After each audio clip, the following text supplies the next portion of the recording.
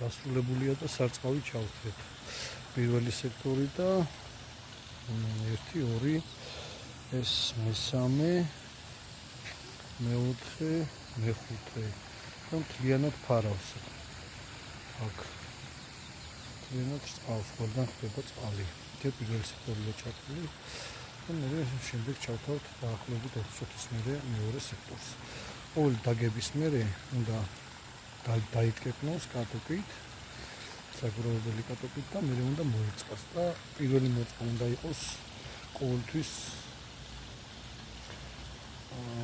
დიდხნიანი, დაახლოებით მინიმუმ 20-25 წუთი მაინც უნდა იყოს პირველი მოწყვა, რომ აი ეს თვითონ რულონის ნიადაგი და ქვედა ნიადაგი რაზეც იგება, ხო, უნდა ორივე უნდა დასველდეს.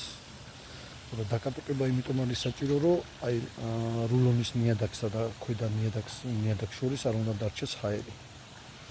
და შემდეგ თუ არ დარჩება ჰაერი, ამ შემთხვევაში ბალახი კარგად გაიხარებს.